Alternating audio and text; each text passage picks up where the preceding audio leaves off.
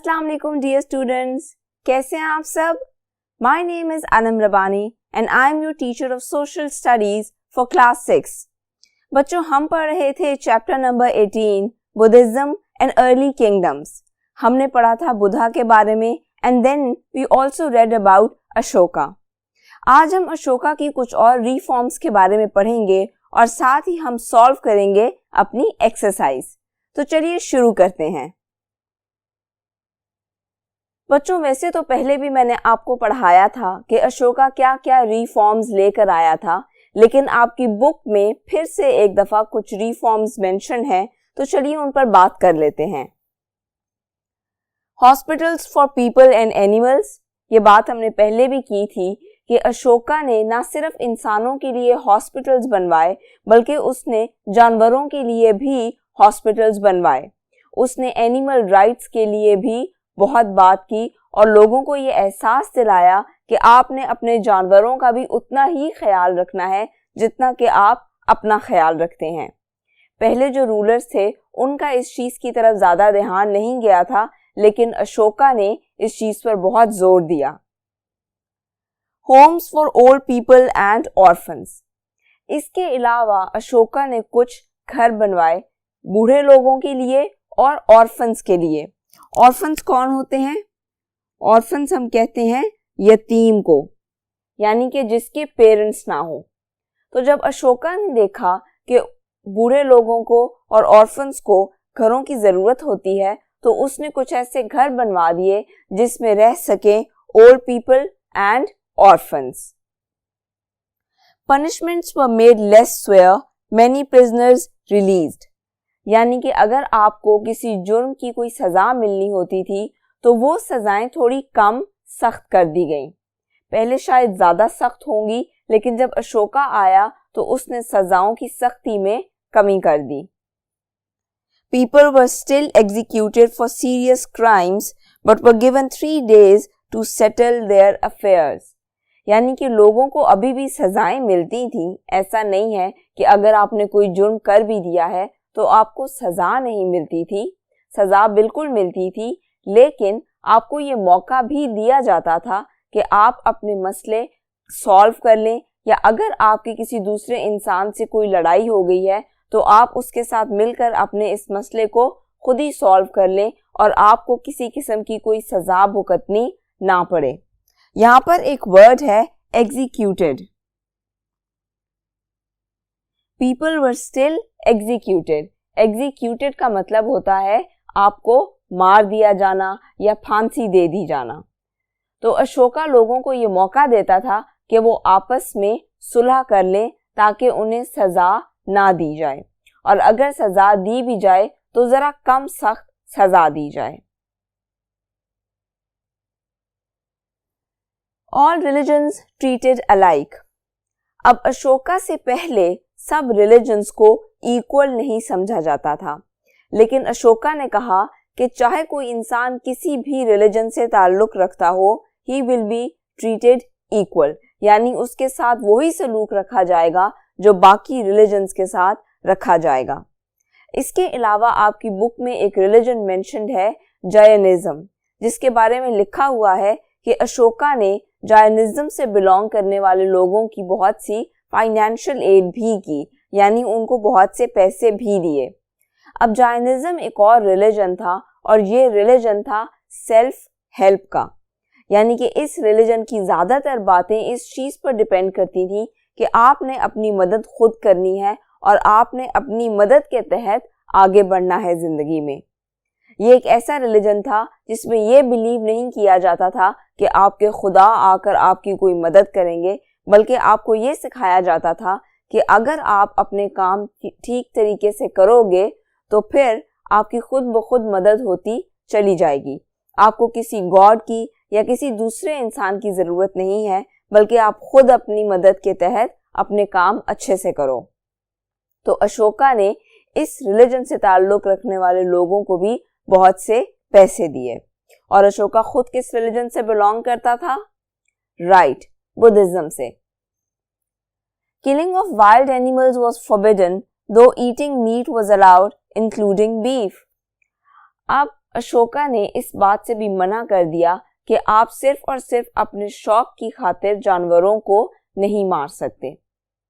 मतलब कि for the sake of entertainment जानवरों को मारना मना था, लेकिन ऐसा नहीं है कि आप गोश्त नहीं खा सकते थे जानवरों का, आप बिल्कुल खा सकते थे। सिर्फ इतना सा मना था कि for the purpose of entertainment आपने किसी जानवर को नुकसान नहीं पहुंचाना। मॉन्क्स ग्रू हर्ब्स एज मेडिसिन्स। इसके अलावा मैंने आपको बताया था कि अशोका ने जो हॉस्पिटल्स बनाए थे उसमें उसने एज स्टाफ मेंबर्स मॉन्क्स को रखा था। और मॉन्क्स क्या करते थे? वो हर्ब्स उगाते थे। हर्ब्स क्या होते हैं? हर्ब्स प्लांट्स होते हैं जिनकी मेडिसिनल वैल्यू बहुत ज़्यादा होती है, यानी कि उनसे डिफरेंट मेडिसिन्स बनाई जाती हैं।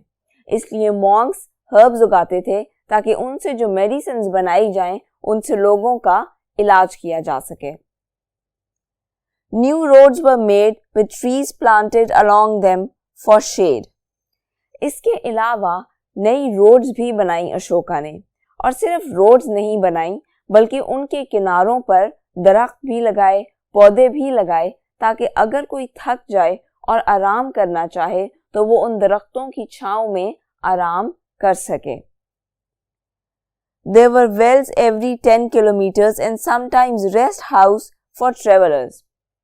और ना सिर्फ ये बल्कि इन रोड्स की साइड्स पर वेल्स भी थे आफ्टर एवरी 10 किलोमीटर्स। वेल्स यानी कि पानी पीने के लिए कुएं भी बने हुए थे ताकि लोग अगर प्यासे हों तो वो पानी पी सकें।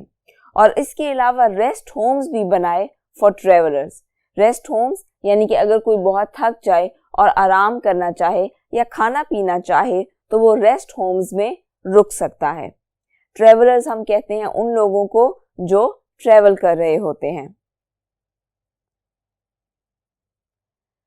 तो बच्चों अब हमने शुरू करनी है इस चैप्टर की एक्सरसाइज।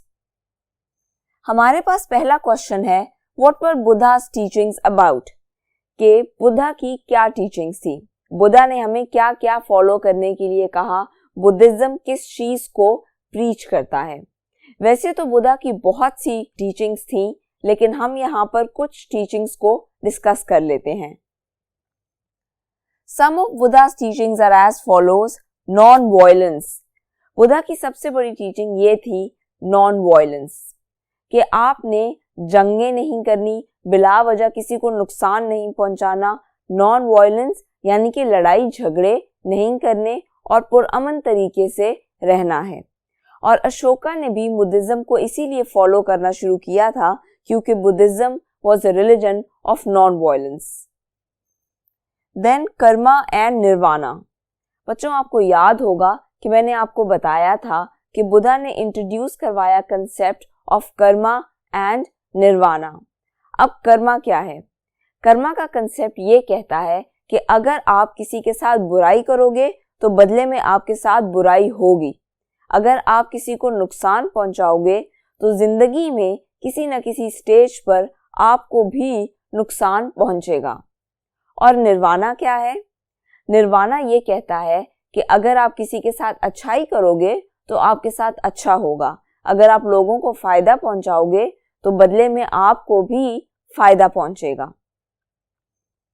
Cycle of life. इसके अलावा बुद्धा ने बात की साइकिल ऑफ लाइफ की। साइकिल ऑफ लाइफ के अकॉर्डिंगली कोई इंसान कभी मरता नहीं है, बल्कि एक साइकिल चलता रहता है।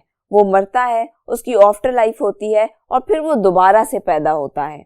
बस फर्क सिर्फ ये है कि अगर आपने एक जिंदगी में अच्छे काम किए हैं तो जब आप दोबारा पैदा होते हो तो आप किसी अच्छी चीज की फॉर्म में पैदा होते हो। लेकिन अगर आपने एक जिंदगी में बुरे काम किए हैं तो फिर आप अपनी एक दफा डेथ के बाद जब दोबारा आओगे तो आप किसी न किसी बुरी चीज के फॉर्म में इस दुनिया में आओगे। Life is suffering. इसके अलावा according to Buddha life is suffering यानी कि जिंदगी बहुत सी तकलीफ का मजमुआ है। इसमें बहुत सी तकलीफ आपको उठानी पड़ती हैं। कभी भी ऐसा नहीं होता कि आपकी जिंदगी में मुकम्मल तौर पर अमन आ जाए और सब कुछ ठीक हो जाए। लेकिन इसके साथ ही बुद्धा ने हमें यह भी बताया कि इस सफरिंग की वजह होती है ignorance and greed. Now what is ignorance? Ignorance हम कहते हैं जब आपको चीज़ों के बारे में पता नहीं होता, जब आपको चीज़ों का नॉलेज नहीं होता, समझ नहीं होती। और ग्रीड हम कहते हैं लालच को। तो अकॉर्डिंग टू बुद्धा लोगों को तकलीफ इसलिए उठानी पड़ती है क्योंकि एक तो वो लालच करते हैं, वो ज़्यादा पैसे और ज़्यादा चीज़ों के पीछे भागते रहते हैं और ये चीज़ उनको सुकून नहीं करने देती। और दूसरी चीज़ इग्नोरेंस, कि लोग सोचते नहीं हैं चीज़ों के बारे में, उन्हें पता नहीं होता कि चीज़ें किस तरह चलती हैं, किस तरह काम करती हैं। ये जो इग्नोरेंस है इसकी वजह से आपकी ज़िंदगी में ज़्यादा मुश्किलें आती हैं और ज़्यादा तकलीफ आती हैं। अब आ जाते हैं हम अपने नेक्स्ट क्वेश्चन की तरफ। Why did Ashoka became a Buddhist? Ashoka Buddhist क्यों बना था? Ashoka became a Buddhist after Battle of Kalinga when he saw sufferings of soldiers and prisoners. तो बच्चों मैंने आपको बताया था कि अशोका एक मौर्यन एम्परर था और जंगें लड़ता रहता था, लेकिन फिर एक जंग के बाद आफ्टर बैटल ऑफ कलिंगा उसे ये एहसास हुआ कि एक जंग के दौरान बहुत से सोल्जर्स मारे जाते हैं और कई कैदी बना लिए जाते हैं और इसके अलावा भी बहुत सा नुकसान होता है। तो उसने ये डिसाइड किया कि अब मैं मज़ीद जंगें नहीं लड़ूंगा, बल्कि मैं लोगों की बेहतरी के लिए काम करूंगा और मैं नई रिफॉर्म्स लेकर आऊंगा। और उसके बाद उसने बुद्धिज़्म का रिलीजन फॉलो करना शुरू कर दिया। और ये मैंने आपको पहले भी बताया कि उसने बुद्धिज़्म का रिलीजन इसलिए चुना क्योंकि बुद्धिज़्म प्रीच करता है नॉन वायलेंस को, यानी कि बुद्धिज़्म में ख़ास तौर पर आपको ये कहा जाता है कि आपने पुरअमन तरीके से रहना है और लड़ाई झगड़े नहीं करने। Compare Ashoka's reforms with government reforms in the 20th century.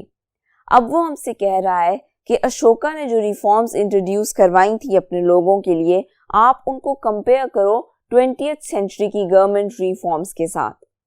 तो बच्चों हम कुछ रिफॉर्म्स की बात करेंगे क्योंकि there are a lot of reforms, but we are going to discuss a few.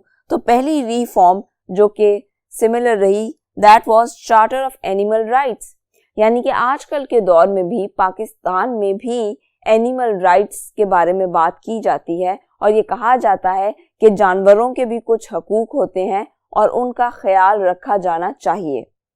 तो अशोका ने भी यही कहा था कि जानवरों के कुछ हकूक हैं और उनके लिए उसने एक चार्टर भी पास किया था। चार्टर यानी कि रिटन स्टेटमेंट कि जानवरों के क्या क्या हकूक हैं और उनका किस तरह ख्याल रखा जाना चाहिए। उसने जानवरों के लिए हॉस्पिटल्स भी बनवाए थे, आई टोल्ड यू, और आजकल के दौर में भी जानवरों के हॉस्पिटल्स बनाए जाते हैं और उनका ख्याल रखा जाता है और अगर उनको कोई बीमारी लग जाए तो प्रॉपर वैक्सीनेशंस होती हैं ताकि जानवरों को बीमारियों से बचाया जा सके। Then old homes for old people, जैसे अशोका ने बूढ़े और यतीम लोगों के लिए डिफरेंट घर बनाए थे, होम्स बनाए थे, इसी तरह आजकल के दौर में भी बूढ़े लोगों के लिए ओल्ड होम्स बनाए जाते हैं ताकि वो वहाँ आराम से रह सकें। और ऑर्फन्स के लिए भी ऑर्फनेजेस बनाए जाते हैं ताकि बच्चे वहाँ पे आराम से रह सकें। ऑल रिलीजन्स ट्रीटेड अलाइक, जैसे अशोका ने कहा था कि तमाम रिलीजन से ताल्लुक़ रखने वाले लोगों को इक्वली ट्रीट किया जाएगा, बिल्कुल इसी तरह आज के दौर में भी हर कंट्री में ऑलमोस्ट ये असूल होता है कि चाहे आपका सिटीजन किसी भी रिलीजन से ताल्लुक़ रखता हो, आपने उसका ख्याल रखना है और आपने उसको उसके इक्वल राइट्स देने हैं। Hospitals for people and animals, और पहले भी हमने इसकी बात की कि जिस तरह इंसानों के लिए हॉस्पिटल्स बनाए जाते थे, बिल्कुल उसी तरह जानवरों के लिए भी हॉस्पिटल्स बनाए गए अशोका के दौर में। और आज भी ये होता है कि आपके जानवरों के लिए अलग हॉस्पिटल्स हैं और इंसानों के लिए भी अलग हॉस्पिटल्स हैं। ऐसा नहीं है कि सिर्फ इंसानों को ट्रीटमेंट मिल सकता है अगर वो बीमार हो जाएं, बल्कि जानवरों के लिए भी बहुत अच्छे अच्छे हॉस्पिटल्स बनाए गए हैं और उनको प्रॉपर इंजेक्शंस लगाए जाते हैं अगर उन पर किसी किस्म की कोई बीमारी अटैक कर देती है। जानवर बता नहीं पाते क्योंकि वो हमारी तरह बोल नहीं सकते। इसलिए बच्चों, आपने भी इस बात का खास ख्याल रखना है कि आपके घर अगर कोई पेट है तो आप उसका बहुत ज़्यादा ख्याल रखो, और इसके अलावा भी जानवरों से प्यार करो, क्योंकि वो बोल नहीं सकते, और अगर वो आपको कोई बदुआ दें या आप उनको मारो और उनको नुकसान पहुंचाओ तो ये चीज़ अल्लाह को बहुत ज़्यादा नापसंद है। इसलिए हमेशा इस चीज़ का ध्यान रखना कि आपने एनिमल राइट्स का ख्याल रखना है। अपना बहुत सा ख्याल रखिएगा। अल्लाह हाफिज़।